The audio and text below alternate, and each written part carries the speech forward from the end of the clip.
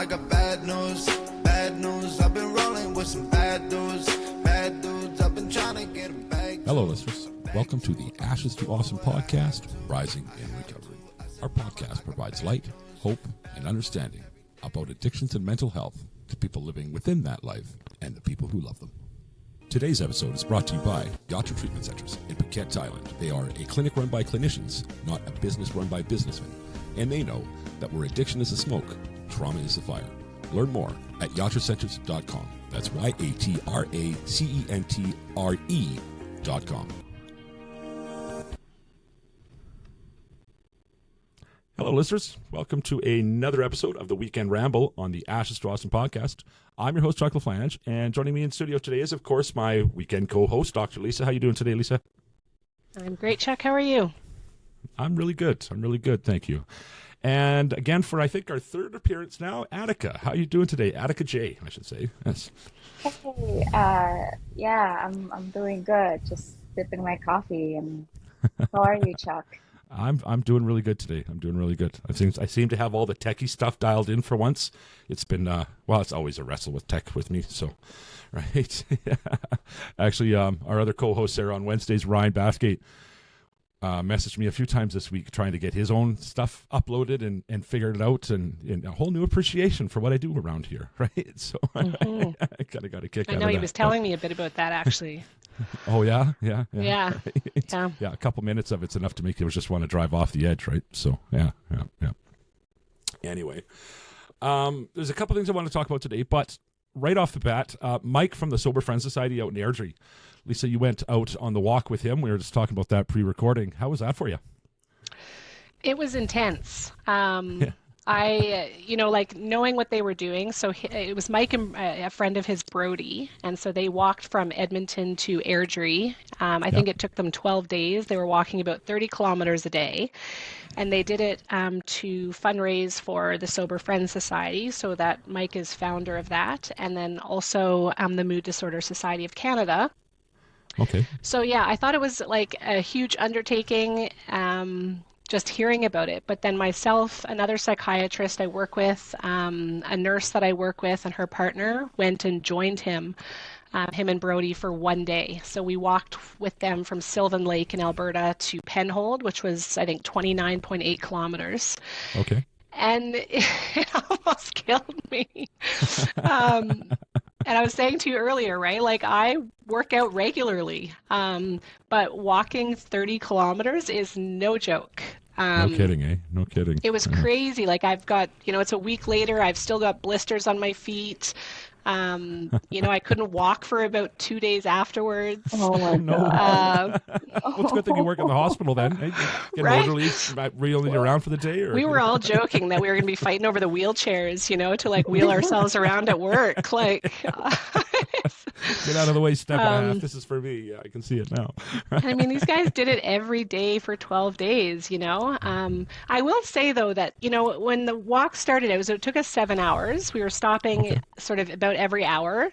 But yeah, when it started out, there was a lot of conversation, and it was great to get to know Mike and get to know Brody, and it was fun. But obviously 7 hours, you have points there where everyone's just kind of trudging along. And it was funny because I remember, my brother is ex-military, and I remember he would tell me about rucksack marches they would do with like 80 kilos on their back. And I remember saying to him, how do you do it? And he was like, it's just one foot in front of the other. And I had moments where I was like, one foot in front of the other, and I did find myself thinking about, the purpose of the walk, and thinking about people who are dealing with addiction or dealing with mental health struggles. And the fact, like, they don't have a convoy car to sweep them away when they decide to quit. There's no off-ramp. And I did find myself kind of just thinking about that when I was finding it really physically challenging. Okay. So, yeah, it was incredible. And I guess the one element we never even mentioned was the 5-pound ball and chain. Right, that he's carrying with him the whole time. So I'm assuming he's carrying it. He's not dragging the thing, because that would just be like torture, So right? But, yeah, so he's got, yeah. he's got the ankle strap and then carries the ball in his hand. And Okay. the last about 6 kilometers, I took his, and the other psychiatrist took Brody's. And again, Oh. like, when I work out, 5 pounds is like that's a really light weight, so you don't think much of it. Well, let me Yeah, tell yeah. you, when you're when you're on like your 25th kilometer and then you add Yeah. 5 pounds in your arm, Yeah. It's like 80 kilos, just like brother. it definitely made a difference. Like, and same with the other psychiatrist who was carrying the other one. She was like, I can't believe that the difference that this 5 pounds makes. No kidding. Um, No kidding. but yeah, and it was just Um, really symbolic to take that from Mike and to carry it for him, no for kidding. No kidding. I think the whole for thing those really is 5K. just what you said about not being able to take the off ramp. It was like, just like somebody who's suffering, and Yeah. with mental health, and that I think that's pretty. It's definitely admirable. I'm gonna put it out there. You'll probably be a little bashful about it, but you were ahead in the fundraiser, ahead of him even at one point, right? Yeah. How much did you guys manage to raise over there at the PLC? I think between, so myself, the other psychiatrist, the nurse, and her partner who joined, I think that between us we raised just under 6,000 or $5,500 or wow. something. Okay, that's considerably higher than the last time I checked. Okay, Yeah, that's I mean, amazing. I That is amazing. myself was, I think I was at 3,000 something, I can't remember. Okay. But the group Okay. of us that kind of went together and joined him that day, Yeah. between us, it was over 5,000. And so he had a goal for the fundraiser itself to make 10 grand. And I 10, think yeah. last I checked, he was at 10,250 or so. Okay. I know he had a personal goal to fundraise on his own 5,000, and he is still short about 1,500. And Okay. I know he's keeping the fundraiser open for about another 2 weeks. Okay. Okay. And So yeah, soberfriendsociety.org, I think, but if I'm wrong, either way, whether I'm wrong or not, I'll put it in the show notes again for this episode, so you guys can, if anybody wants to help out, they can certainly do that. That's an admirable Yeah. cause, and he's certainly putting up for it, to say the least. Right? That's a long ways to go. So, yeah. it's intense, Yeah. but it was good. That's awesome. Very That's impressive. awesome. Yeah. Yeah. So I've gone back and forth today quite a bit, actually. Well, in the last 12 hours. Of course, we're here to talk with Atika about her fundraising effort, or not her fundraiser, her nonprofit, the J Health or Care initiative. J Health Initiative. That's it. Sorry, and specifically the work you've done with Solace in the Alleys, which is absolutely it was mind blowing. And the other thing I wanted to talk about was ADHD, and just now as we're talking now, I do want to touch base on that first, because I think that once we get into the Solace in the Alleys, that's going to be the rest of the episode, because I'm really excited about that. So I apologize, Atika. I know I said I was going to do it the other way around, but we just got to talk about mental that's health. fine. So right here Yeah, we are. we should. Yeah. Seems to be a nice segue into that. The reason that I bring it up, and a little bit of vulnerability to the listeners and to the supporters here, for myself, I'm undiagnosed, but I don't think there's any doubt, and I think, Lisa, you could probably back that up without an official diagnosis, right? I've got some pretty wicked ADHD, right? Looking at my monitors right now, I can tell you, like, what the hell was I thinking getting 2 monitors, right? That's a lot more room for a lot more shit to happen, So, and you watch these reels and on TikTok, and it's a big topic now, right? It's all over TikTok and Instagram and everywhere else, and a lot of it's kind of funny, right? And it's kind of funny to watch, somebody like me. I said when I was a drug dealer in the winter, I looked like a monkey doing the dance, because I'd be doing this all the time with all the pockets in my winter jackets, and right, trying to get it out, and so that there is a humorous element to it.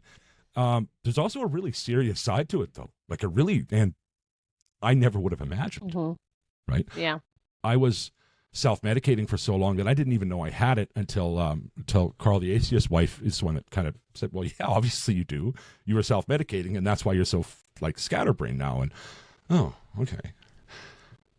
I think back to that conversation, and as somebody who suffered an addiction, I almost wish she never had that. I wish a lot of days I wish that I didn't know that, right? How come? because the low-hanging fruit, the easy solve to my problem is $40 in a phone call, right? So, you know, you and I had talked about, sorry. Okay. You know, I'd reached out to you about getting some help with some medication because whatever, I've got some healthcare, like number issues and all that jazz. The steps to me getting medicated is a list. I have to enlist other people. I have to, like, it's a big fucking deal. Excuse my language, I'm not supposed to swear anymore. To medicate myself is $40 in a phone call. Yeah. So had I not, if I didn't know that, right, it'd be like, oh, I just got, you know, whatever, I'd have this option. But now it's like, I could, you know, fucking relapse is looking really good right now. I am fortunate in that I have a support network of many people, arguably thousands of people, right, if you want to look at it that way. And I'd be letting down a whole ton of people. So I'm able to stay focused and stay the course. And believe it or not, all of this, tears or not, it's not about me, right? What I think about is the people without the support. Yeah. Right? And without the knowledge and without, you know, like I've got a vast network of people that love me and support me. What do you do if you're out there, if you're in the alleys and you've got this? And how the hell are you supposed to stay clean? Because I can tell you, had I went and got a job in a warehouse instead of starting this podcast, there's no way in hell I'm clean today. There's no way. There's no way I could have made it. I know that, right? So Lisa, this is really it, right? This is in your course, right? Yeah. I don't, if you want to speak to this or anything you can say to it. I mean, I think one thing, you know, and not necessarily that you need this, but something that you just said kind of triggered what a thought for me is because you said, you know, the easy solution is $40 in a phone call, right? Yeah. And there's this technique that you can use in therapy, like a downward arrow technique, where you carry your thoughts to the end, right? So it's $40 in a phone call, and then what? And then what? Fast forwarding the tape, and then is what we call that in recovery. And then what? Right? So just for people listening, right? It's like if you find yourself having that thought that it is just $40 in a phone call, carry the thought all the way. Carry it to the stairwell. Do you know what I mean? Carry it to the alley.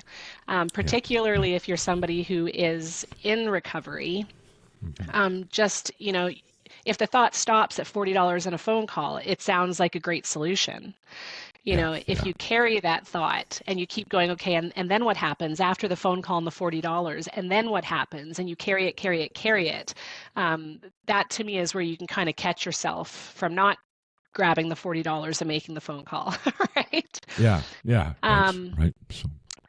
But yeah, I mean, I do agree with you as well, Chuck, though, that, you know, we've talked about this before, but, and even that fundraiser recently in Mission, right? Allowing people the 24 hours to experience homelessness and to realize it's not just, we'll get a job, you know?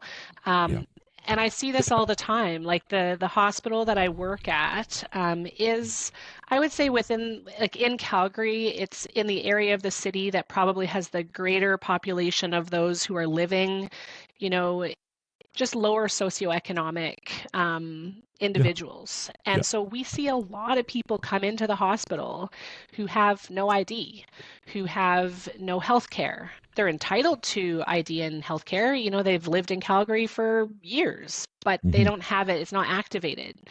I had a guy recently who hadn't had ID in 10 years. And I said to him, I was like, you know, did you ever try to find a place, like to rent a room? Did you try? And he was like, yeah, I couldn't do anything. Like I had no ID. You know, you can't get a place to stay. You can't get a job.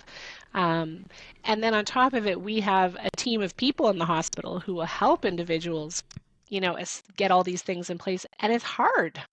Like I have this incredible social worker who will spend hours like sitting on phone calls, who will, you know, make multiple trips to the registry, who has to, you know, go into computer systems from other provinces to try to track down birth certificates to get somebody ID. So yeah, how people do it without support is right. It's unbelievable. It's unbelievable. Right? Yeah. It's a huge barrier. And It's a the other thing huge. I don't know if you've heard about my new podcast. It's called The Morning Cup of Kindness. It's 5 minutes. It's just a random story about kindness, and it's a great way to start your day. The great part about it is you can advertise for a nonprofit or a fundraiser, any charity that you want, for absolutely free. All you got to do is come on, tell a 5 minute story about kindness for everybody else to start their day with, and boom, you've advertised for a great cause. If you're interested in doing that, you can reach out to us through any of the socials. You see the logo there, you can do that. And to get it done, you can submit it, or you can record with me in virtual studio. All the details are on our website at a2apodcast.com. Check it out. Thanks, guys. Now back to the show. It's a Another thing I huge want to barrier. speak to, the the kind of humorous side of it, the absent-minded, whatever. Folks, that's not it, right? That's the funny shit, for sure. But Yeah. let me tell you, right? There's some, it sucks, right? It's unwanted chaos all the time, right? And Yeah. if you can try and, a good friend of the show, I can say her name, Lena, has been on in the past and listens quite regularly and kind of helps out with all sorts of things on the back end. She's got 2 sons and a husband who are ADD. And yesterday she says to me, we're talking about, I don't know if ADD, and Lisa, you can answer this, if it comes in bouts or in waves, but it seems for me that that's what it is. Like last week was really bad for me. And I found myself overcommitting to a bunch of stuff and then taking on new projects. And it was like, holy shit, man. And so I was saying to her, well, no, I haven't gotten to this because blah, blah, blah, blah, blah, blah, blah. And she said, well, why don't you just not take on that stuff while you're doing that stuff? I'm like, aw, you got all that ADHD around you and you're still saying things like that. Right? So, right. But it's true. Yeah. It's messed up. So does it come in waves? Is that a thing? Is that So I don't know if I would describe it as coming in waves, but I think that depending on a lot of other circumstances, the symptoms can be exacerbated, right? So Okay. if you're stressed out, if you're tired, if you're overwhelmed, if you've got a lot on your plate, if you're, there are things that will make it seem worse. Right? Okay. And Okay. so in that way, I guess it can sort of seem like it's waxing and waning somewhat. Okay.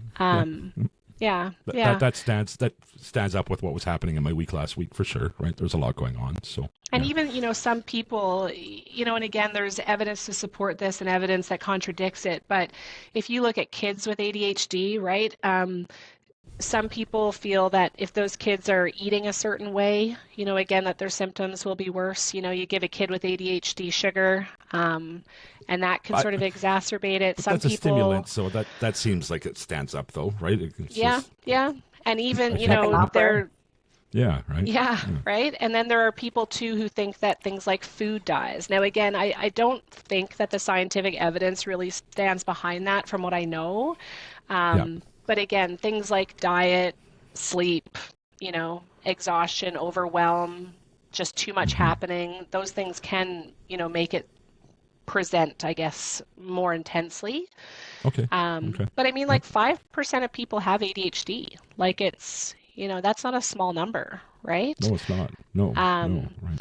And it's boys more than girls. It's like a 2-to-1 ratio, right? So Oh, really? there are more Okay. boys Yeah. who have it. Now, the interesting thing is that there's 3 types of ADHD, right? There's inattentive, there's hyperactive, and there's combined, meaning you kind of have both. Okay. Girls more often are inattentive, and boys are more often combined or hyperactive. Okay. So it's interesting because they say that there are more boys with ADHD, but we also know that girls with ADHD often don't get diagnosed because they're inattentive. So you'll have a girl who just is quiet, sitting in the back of the classroom in la la land, has no idea what's going on, but she's not bothering anybody.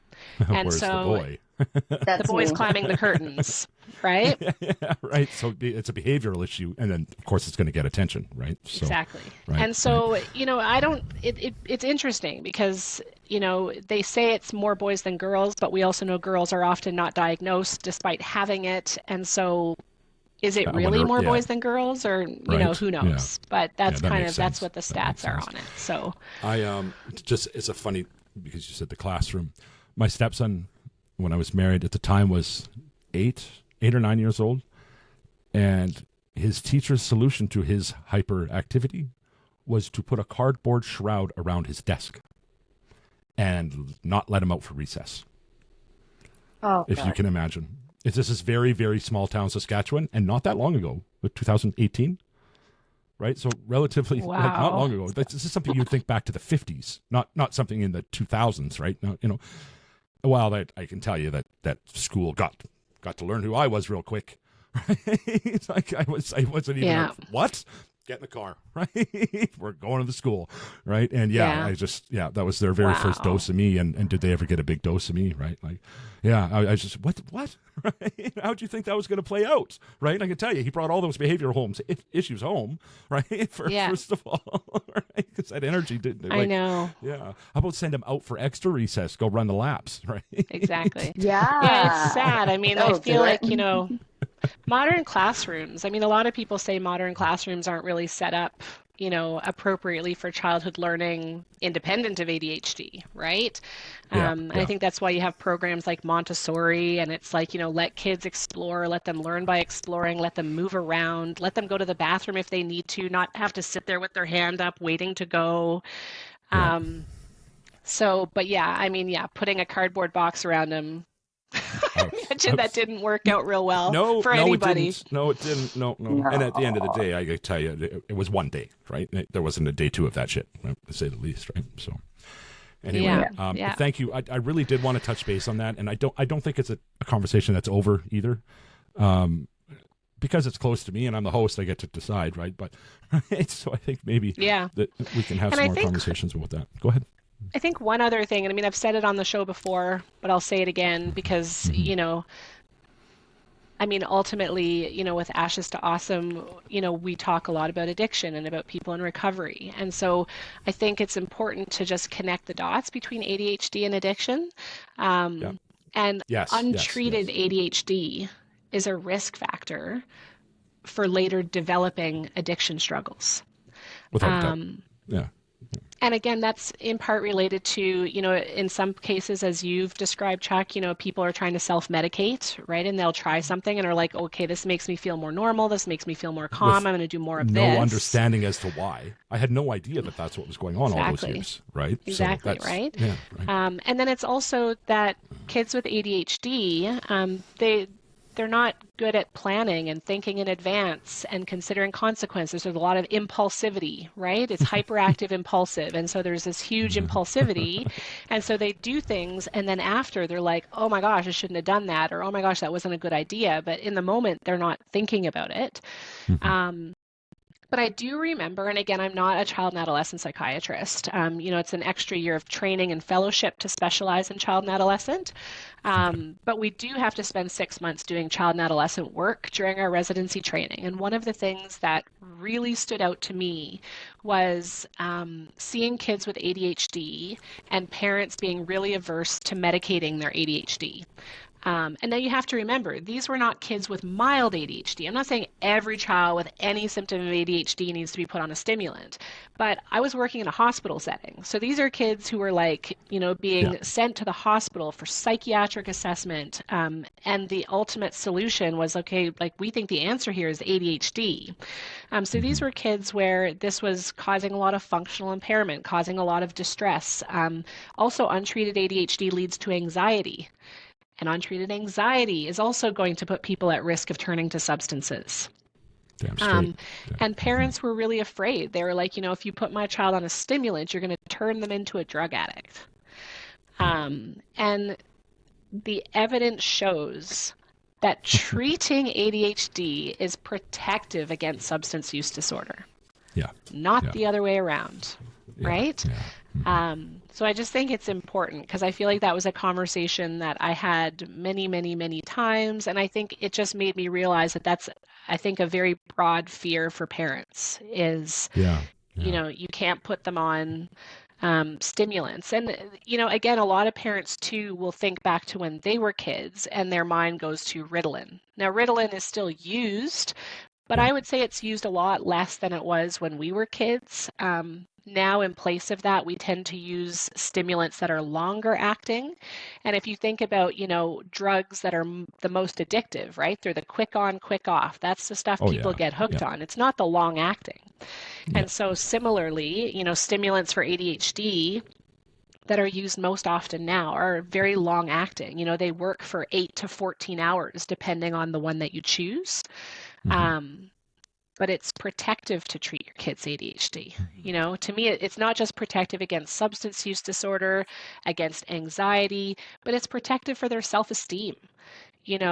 Whether you're the inattentive kid sitting in the classroom and then the teacher says, hey, Chuck, what's the answer to the question I just said? And the inattentive kid is like, I have no idea what she's even been talking about for the last hour. And now I'm being... That's right? so me. That's so me. Yeah. And then that kid is getting called out in front of their entire classroom and they're humiliated. Or it's also for the hyperactive impulsive kid. They're in trouble all the time. And then what happens is they start to go, well, you know what? Everyone thinks I'm the bad kid. I may as well just be the bad kid. I'm just going to own the identity that everyone is giving me. Yeah, right. None of those things are healthy, and none of those things have good prognosis. And again, it's treatable. It's treatable, So... Yeah, right. Yeah, it's if you think your kid has ADHD, the biggest gift you can give them is to have them properly assessed, obviously, but then to have, to treat their ADHD. And there's behavioral stuff as well, so it's not just the medication. And a lot of the behavioral work is more for the parents and the kid. It's teaching you how to parent a child with ADHD, right? So it's a lot of work for the parents too, but again, very protective. If you think your child has ADHD, to be doing the therapeutic work, the pharmacologic interventions. So yeah, I just... Interesting. Yeah. Okay. I want to take a quick break and we'll be right back. And now for a quick PSA brought to you by Together We Can. Grief isn't limited to the loss of a loved one. For all the support you need, TWC offers a grief and loss support and education group offered free of charge. Learn more at twcrecoverylife.org.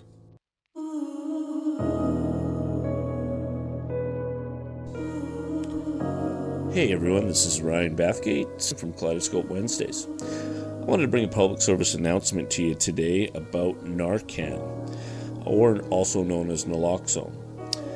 These kits have saved so many lives over the years. I can attest for that. Being in the industry for so long, I can tell you since we've had the opioid crisis declared in 2016, it has saved thousands of lives, and I've watched it personally save hundreds of lives. These kits are small, easy to use. You can keep them in your glove box or in a cupboard in your home, and you never know when somebody's going to need them. If you have a hard time finding a Narcan kit in your area, just email us here at ashes2awesomepodcast@gmail.com. Throw Narcan in the subject line, tell us where you are, and we'll do the legwork to find that for you. If you wanted to send me a question for my Kaleidoscope Wednesdays, again, email ashes2awesomepodcast@gmail.com. We will read that question on air, and I'll do my best to answer it in a comprehensive way. That's all I have for now, and we'll go back to the show. Thanks for listening. Okay, so we are back from the break. Atika, you have a project called Solace in the Alleys. And I saw this, well, when we first started chatting, you told me about it. And I kind of skimmed over it, and I thought, hey, that's really cool. And then I wanted to talk about more. And it's Overdose Awareness Day here coming up, next week. And, or this week coming, I guess it is, depending on how you view Saturday. Is it the beginning or the end of a week? But maybe bring some more attention to some of the people that suffer out there in the streets. And, the vast majority of those are, I think, are the people that are victim to overdose. But so last night, as I started to put those compilations together, a totally different appreciation for what you're doing out there. And I guess the best way to do it is just to kind of share, I'll put up some right away here. I'm going to play 2 or 3 in a row of the ones that I made a compilation video of, the ones that you have, and then we could talk about them. So.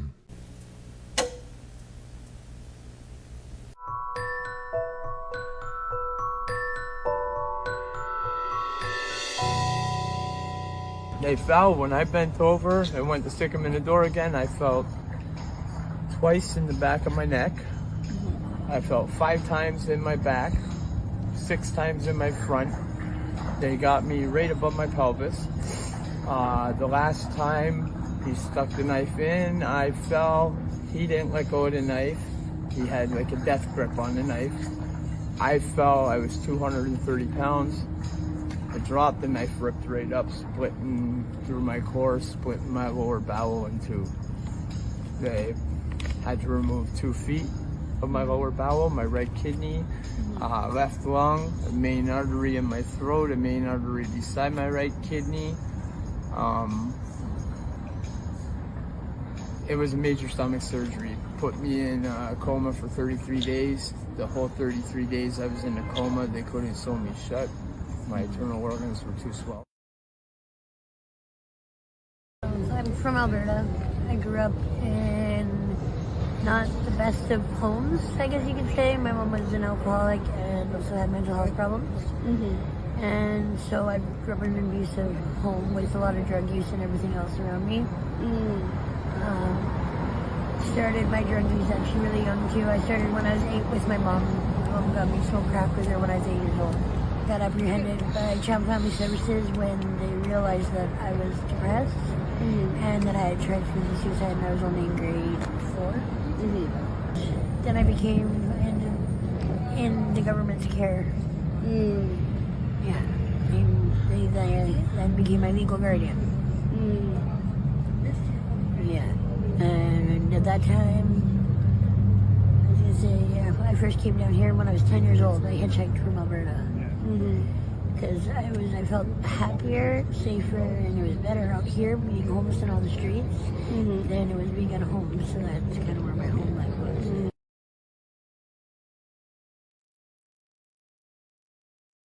So, wow. The first one, Adam. I'm sorry, it was Adam. Yeah. Adam. Yeah. I remember both. So I remember all of them. I was going to say, something tells me you remember each and every one of them. What really pops out to you about Adam? What that we didn't see? What, right? That. Sorry, I just feel. I deeply care about every single one of the people, every single one of them that I interviewed. Very nice person. He. I learned a lesson about his trauma, having that disembowelment. And, when he actually showed me the wound, and he showed me the wound. He's on and off recovery. He's on and off being sober. I got him into resources that night, and I spent 1 hour or so trying to get a caseworker for him, but or something like that. I remember because he requested it, and he gave my dog like a blanket and a tennis ball. I didn't give him anything. Like I give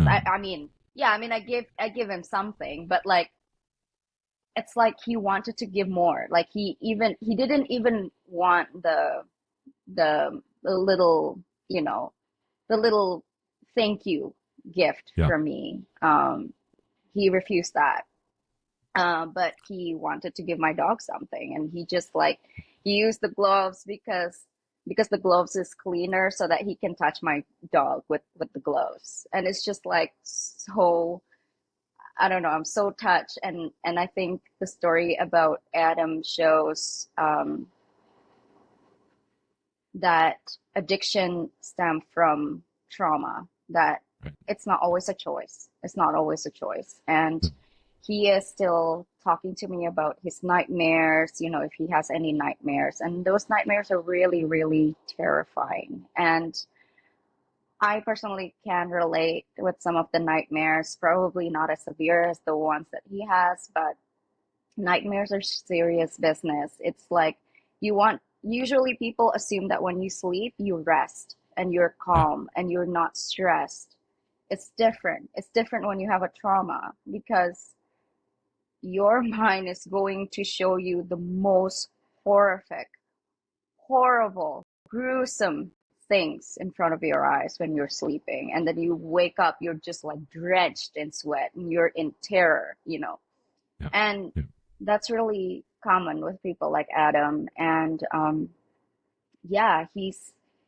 he's like, well, why do you do this? Why do you do the documentary? And I'm like, well, because I think people need to understand that addiction, there's a lot of reason why people are using substances, and we need to understand people's stories. And he's like, I haven't talked about this to like anyone in Vancouver. Like he moved from another province, and that's the first time that he talked in front of camera. And it's just like really, he sees it like a self-empowerment to tell his stories and being heard, and that someone listens and understands, because a lot of people don't even will, like they don't even care to listen. No, it's you're right. like, you're right. Right? It's like the stigma. It's sort of like, okay, well, you're a drug addict, homeless, that's it, like, oh, that person. But if you really talk and listen about how they end up over there, there's a lot of stories. I've always been surprised. I mean, I've been doing this since I was in high school. I've been doing this since I was 17. And it was like a little project that I had in high school that I thought, oh, you know what?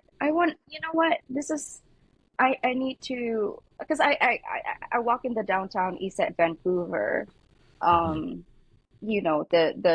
so-called hood, since I was 16 or 17, just walk around there and just like, just absorbing what's going on.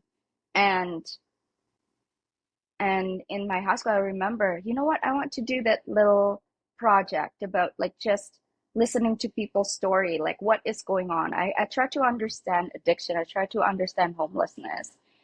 Little did I know that I'm going to also experience like seeking places to sleep at night, a few years down the road. But it's Adam's story is really strong. No kidding. I had to recover for days from that. Yeah. That's what struck me right away, was how matter-of-factly he was talking about that trauma, right? And having some of my own pretty serious PTSD, nothing to that extreme, but the idea, right? And I'm listening to him going like, oh no, man, like that will affect you deeply for the rest of your life, right? And you can totally see how it turns to substance abuse and whatever, right? Substance use. Yeah. So he's using, so he told me his DOC is benzo, and he's just like, it calms him down. It's all about like, access to healthcare, right? Like access to social worker, to psychiatrist, to psychologist, to counseling. And when you survive something like that, it's kind of stays with you, and other than that, he had a pretty decent childhood. I've seen a lot of people having like a decent childhood. It doesn't always stem from childhood, and then something like that happened, and boom, right. Boom, there you go. There's something I want to play for you, and Lisa's of course not with us in the episode anymore due to technical difficulties, but there is something she said a long time ago on the show that really stuck, and it was, for me, it really helped explain to people. And I'll just play it for you here real quick, and then we'll get back to your reels here. This whole, what we're talking about right now with choices, right? And people sort of pathologizing people with addiction as, well, you made the choice. This is a consequence of your choice. It came up in a conversation with an ex-boyfriend of mine, somebody who hadn't, had no lived experience with addiction. This is a guy who he had partied, he'd done ecstasy, he'd done cocaine. Like, how as a teenager did my brother make any decision or choice different than you did? He had made the same choices you did. He felt like he was young, he was a teenager, he was invincible, as a lot of teenagers think they are. The difference is I think that my brother was predisposed to this suffering. For him, those decisions were catastrophic. And I think other people are able to make the same choices and decisions, but they're able to walk away one day. So to me, it's like, how do we blame people who end up suffering in this disease for making the same choices that so many people make? Right? Doesn't that just, it wraps the whole thing up for me, right? Yeah. It just really helps to what explain. I like to tell people is that people who are in using substances and unhoused, they are the expert of that condition.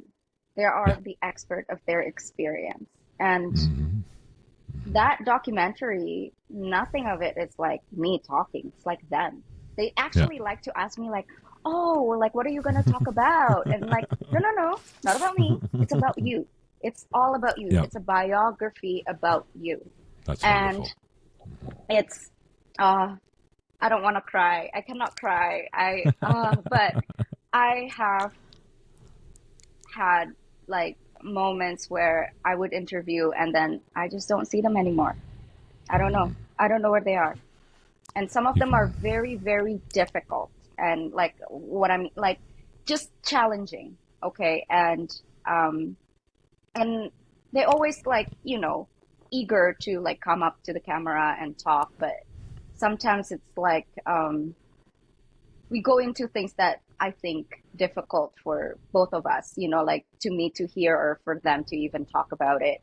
And after going through such death and vulnerability, and then knowing that they pass away due to drug poisoning, or that you don't even know if they made it has an overdose, it's very...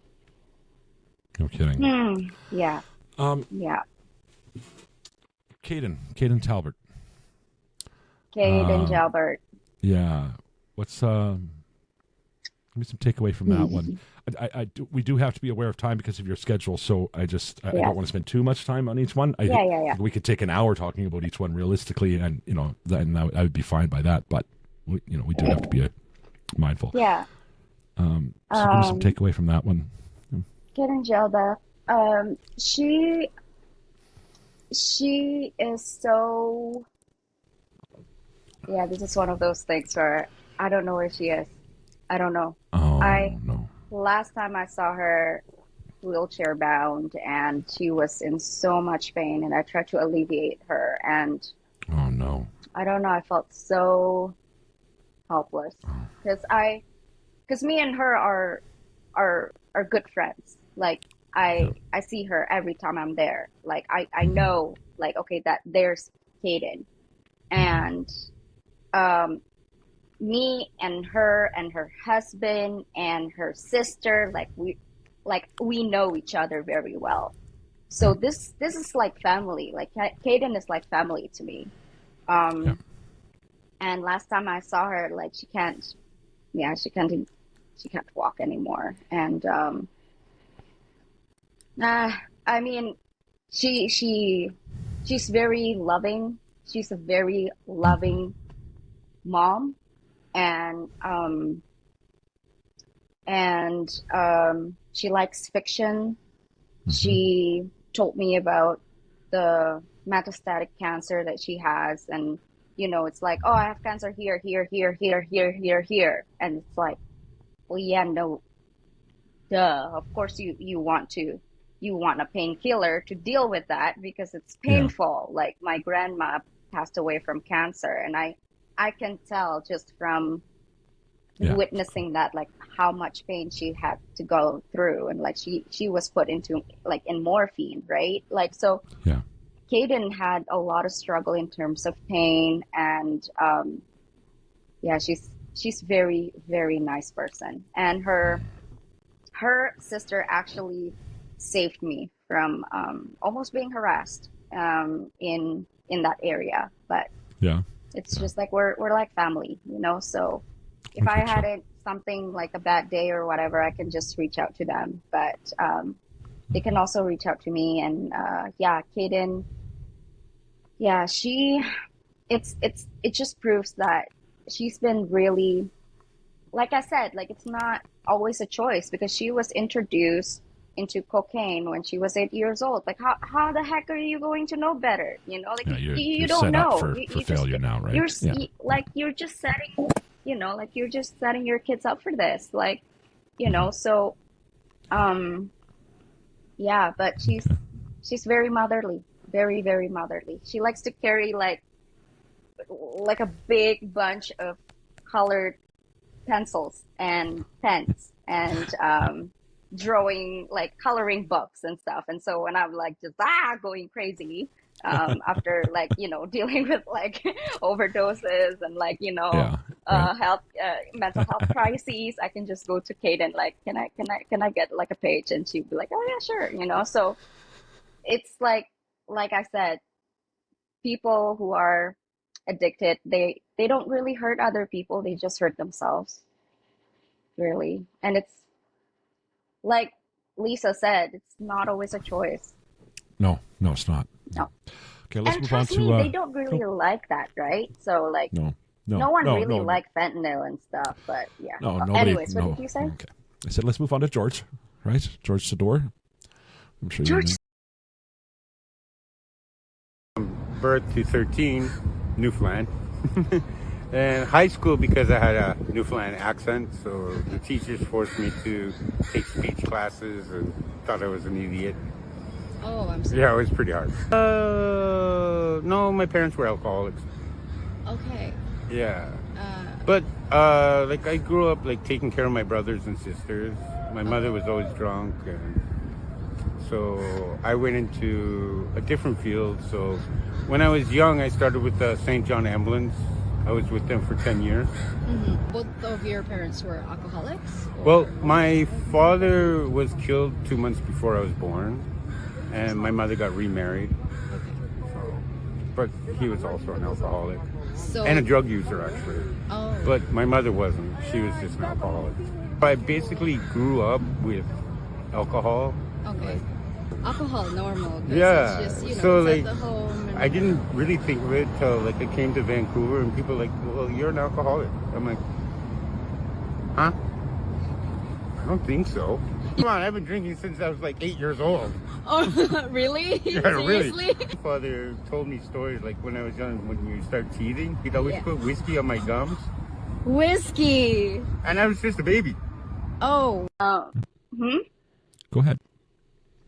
So we met at a barbecue about this what is it? It was like a march to fight like the drug poisoning, something like that. But like we talked, and like I was like, wow, this guy's really smart. And then I know he's from Vandu, so Vancouver Association of People who of Drug Users. I think that's what it stands for. But he's very smart, and I was like, "Well, do you want to be interviewed?" And he was like, "Well, yes." And then like he brought like his bottle, and like he was like, "This is not water, okay?" And he just go on and like kind of like laughing it out, and like we were like laughing a lot. Yeah. But it's our coping mechanism just to like deal about. I think that's what me and him kind of have something in common, that we kind of like a little bit like kind of like joke around our sour, very horrible past, especially childhood. And yeah, his grandpa did that to him, and he actually is one of the people that fight for a signage in the street so that people would like slow down a little bit, like in the in those area when there's a lot of drug users and in that district, because people are intoxicated. Sometimes overdose responders have to fly across the street, and it's just so good to just have like a speed limit like similar to elementary schools, and where kids are around, because it's like that. So like he's very smart. He's one of my favorites. I mean, all of them are my favorite, but he wrote some commentaries. So he is a peer researcher, very, very smart. Yeah, he used to be a chef, moved across different countries, and very articulate. And I think I learned from him that in research, when it comes to addiction research or about how we tackle illicit use of alcohol. So alcoholism isn't just like, drinking vodka straight from the bottle. Like it can, I've seen people drinking hairspray. I've seen, people drinking hand sanitizers. And how do we approach harm reduction with those people? And harm reduction also applies to people who are addicted to alcohol. So that's what I learned from George Sador. That's what he is fighting for. And there is a brewery actually over there in the downtown east side for people who are using illicit alcohol. So there is harm reduction program for that as well, which is not really talked about. Okay. We are out of time, I know, with your schedule and mine now too. So I do want to talk more about this, Atika. Like I really do. And I feel like the next moment you have to get together, we should do that. And quite possibly, if it's in time to add on to this episode, then we will. And if it's not, we'll create another episode, because we're only halfway through the compilation I made. So we could get through another half, and maybe I'll make a mini episode or something. But I definitely do not want to stop talking about these people, and I think there's a great opportunity there. So with that said, it's time for my favorite part of the show. That's the Daily Gratitudes. Today's Daily Gratitudes are brought to you by Revolution Recovery, helping men recover and become their best selves through support and treatment. They've been there and they understand. So what you got for us today for Daily Gratitudes, Atika? For my daily gratitude, I am thankful that I am speaking in that awesome podcast again. So happy to be here again, talking to you and Lisa. And I will head out to downtown East Side and do my stuff there. But I'm thankful for that too. Yeah. Well, I'm very gracious, and I have some gratitude for the fact that there's people like you out there, because it was less than a year ago that I was on the street myself, so I can really appreciate that the work that you're doing. And my final gratitude goes out to you, the listeners. Whatever you're doing, please keep doing it. If you see the logo, like, comment, share, do whatever you need to do. Ask a question, post a comment, do whatever. Every time you do any one of these things, you're getting me a little bit closer to living my best life. My best life is to make a humble living, spreading the message. The message is this: if you are in active addiction right now, today could be the day. Today could be the day that you start that lifelong journey. Reach out to a friend, reach out to a family member, call into detox, go to a meeting, do whatever the hell it is you need to do to get that journey started, because it is so much better than the alternative. And if you're the loved one of somebody who's suffering an addiction right now, just taking the time to listen to our ramble, just take one more minute out of your day, text that person, let them know they're loved. Use the words, "You are loved." That little glimmer of hope just might be the thing that brings it back.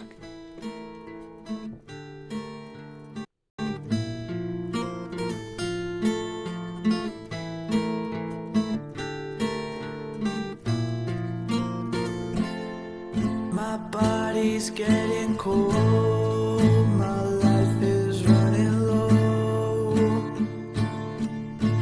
Feel me falling, my life is running out. I pray I make it now. But if